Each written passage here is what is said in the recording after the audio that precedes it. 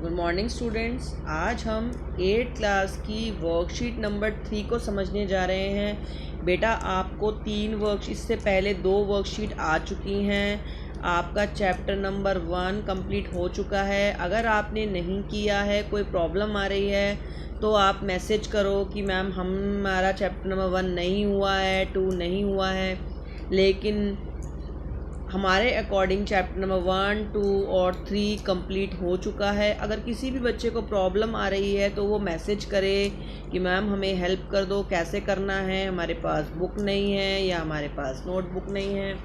जो भी आपकी प्रॉब्लम है आप वो मैसेज करो ताकि आपकी प्रॉब्लम को सॉल्व किया जा सके, आपको समझाया जा सके, आपके लिए वीडियो बनाई जा सके और आपको सेंड की जा सके।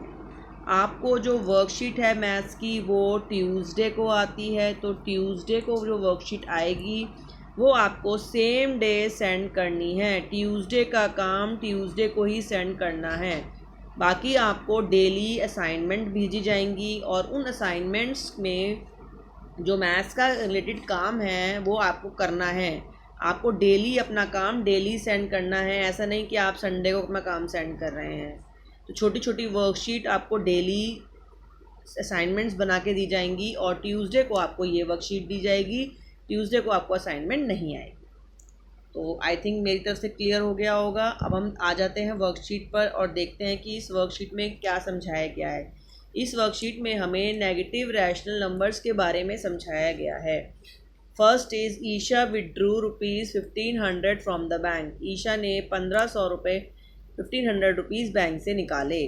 तो उसको हम निकाले, विड्रॉ किए हैं, जमा नहीं किए हैं। तो उसके जो बैंक में पैसे हैं वो कम हो गए। तो उसको हम किससे रिप्रेजेंट करेंगे? हम उसको -1500 से रिप्रेजेंट करेंगे। पेट्रोलियम रिजर्व्स आर, जो पेट्रोलियम का जहाँ से हमें पेट्रोलियम मिलता है वो 123/5 kilometre below the sea level है। अगर ये सी लेवल है तो उसके नीचे जाकर कितने किलोमीटर नीचे हमें पेट्रोल मिलता है। तो उसको हम कैसे रिप्रेजेंट करेंगे? नीचे है, ज़मीन के नीचे। अगर कोई चीज़ हाइट होगी, हिल होगी, तो वो ऊपर होगा, उसकी हाइट को हम प्लस में लिखेंगे। लेकिन अगर हम डेप्थ में जा रहे हैं, नीचे जा रहे हैं किसी भी सी लेवल से, तो उसकी जो डेप्थ है उसको हम माइनस में लिखेंगे। यानी कि हाइट को हम प्लस में और डेप्थ को हम माइनस में लिखेंगे। दीक्षाज 1/4 rupees fail into the drain.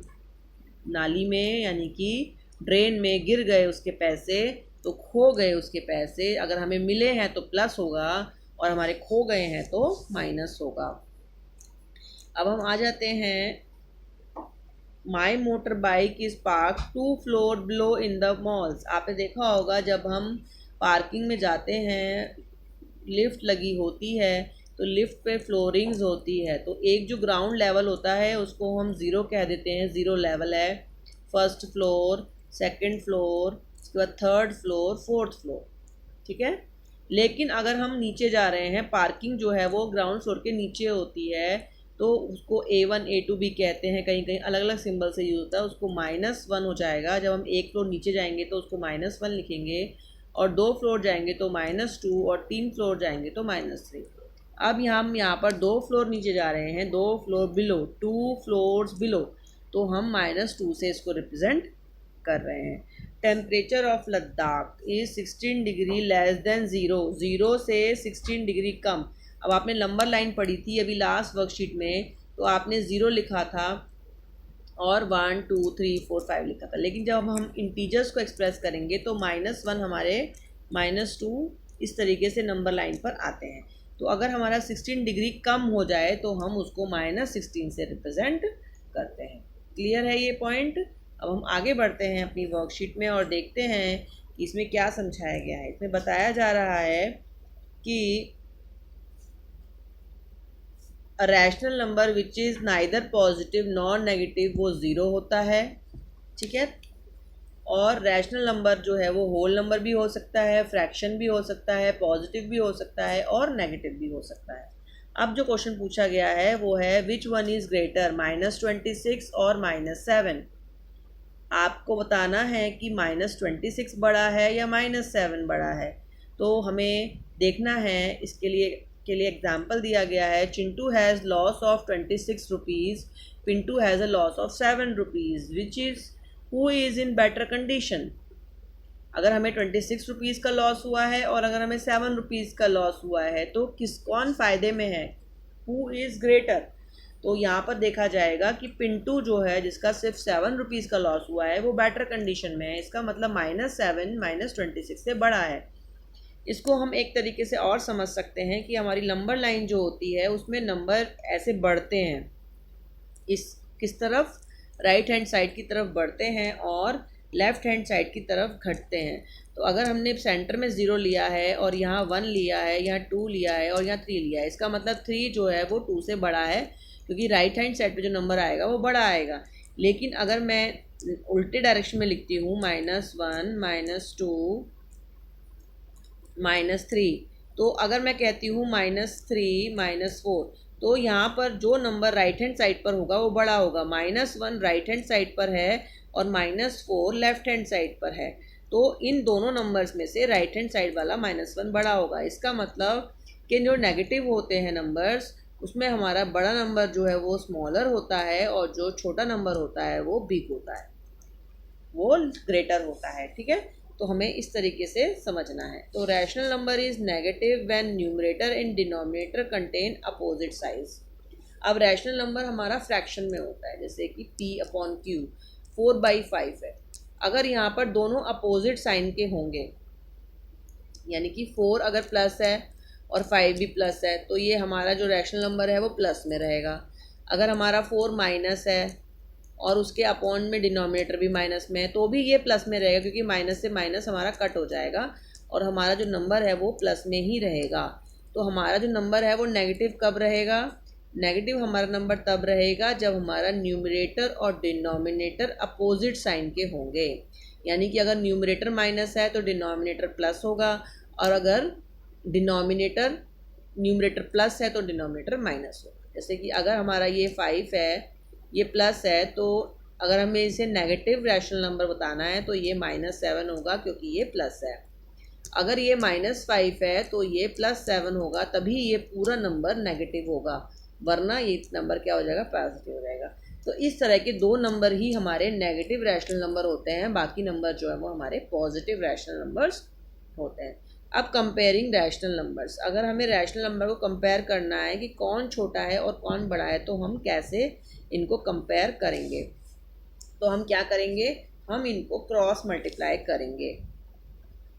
ठीक है, इसका जो तरीका है वो इजी तरीका, सबसे बड़ा तरीका है कि इसको हम क्रॉस मल्टीप्लाई कर लेंगे। तो जब मैं -5 को 5 से करूँगी तो यहाँ 25 आ जाएगा,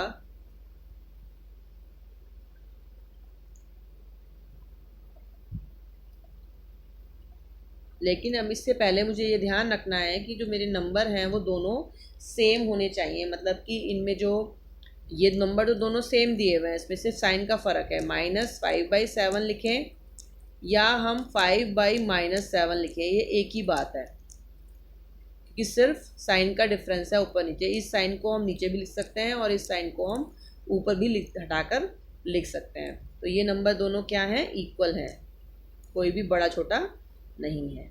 अब हम आगे आ जाते हैं जो आपको क्वेश्चन करने के लिए दिए गए हैं। बहुत ही इजी और छोटी सी वर्कशीट है। अब आपको इसमें सिर्फ ये ग्रेटर देन, लेस देन और इक्वल टू का साइन लगाना है।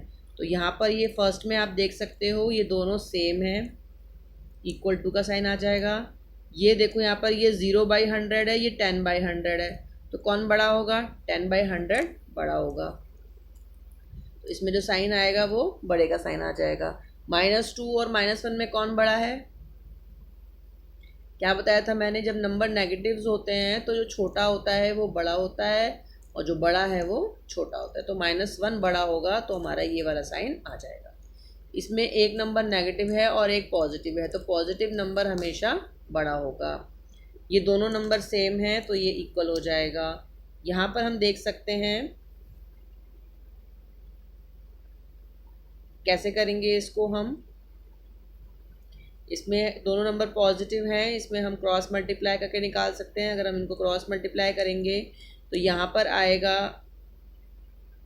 या फिर हम पॉइंट में डिवाइड करके भी देख सकते हैं। कौन, या तो सिंपल है, 27 है ऊपर, यहाँ 6 है, इनका डिनोमिनेटर सेम है 7, तो 27 बड़ा होगा क्योंकि डिनोमिनेटर सेम है। तो 27/7 और 6/7 में 27/7 बड़ा होगा। हम क्रॉस मल्टीप्लाई तब करते हैं जब हमारे डिनोमिनेटर डिफरेंट होते हैं। यहाँ पर डिनोमिनेटर सेम है तो ऊपर वाला नंबर डिसाइड करेगा कि कौन बड़ा है। यहाँ पर डिनोमिनेटर 8 है तो हमारा 21 बड़ा होगा और 3 छोटा होगा। यहाँ पर भी ये बड़ा होगा, और इस वाले केस में भी 25/4 बड़ा होगा 3/4 से। अब मैं आपसे एक एग्जांपल पूछती हूँ कि अगर ये 25/4 की जगह 4/25 होता और ये आपका 4/3 होता तो कौन सा नंबर बड़ा होगा? जब हम फ्रैक्शन में ऊपर हमारा न्यूमरेटर सेम होता है तो डिनोमिनेटर बड़ा होने पर नंबर छोटा हो जाता है और डिनोमिनेटर छोटा होने पर नंबर बड़ा होता है। तो ये हमारा आंसर जो है वो उल्टा हो जाएगा। अगर हमारा डिनोमिनेटर सेम है तो जो ऊपर बड़ा होगा वो बड़ा होगा, जो छोटा होगा वो छोटा होगा। लेकिन अगर हमारा न्यूमरेटर सेम है और डिनोमिनेटर डिफरेंट है तब हमारा जो बड़ा नंबर है वो छोटा होगा और जो छोटा नंबर है वो बड़ा होगा। और अगर हमारे दोनों डिफरेंट हैं, मान लीजिए 4/7 और 2/3 है, तो हम कैसे पता लगाएंगे? दो तरीके हैं, या तो हम इसको डिवाइड कर लें पॉइंट में करके फिर देख सकते हैं, या फिर हम इसे क्रॉस मल्टीप्लाई करते हैं। 4 को हम 3 से मल्टीप्लाई करेंगे तो हमें 12 मिलेगा, और 7 को अगर हम 2 से मल्टीप्लाई करेंगे तो हमें 14 मिलेगा। कौन बड़ा है? 14 बड़ा है, तो ये वाला साइन आएगा। कौन सा साइन आएगा? ये साइन आएगा, बड़ा वाला। कौन बड़ा होगा? 2/3 बड़ा होगा और 4/7 छोटा होगा। तो इस तरीके से बेटा आपको सारे एग्जाम्पल समझा दिए गए हैं। ये चैप्टर नंबर 1 में है, तो वहाँ से आप और भी क्वेश्चंस मिल सकते हैं, इस तरह के प्रैक्टिस कर सकते हैं आप। और बहुत ही इजी वर्कशीट है, टाइम से करके सेंड कर देना सभी बच्चे।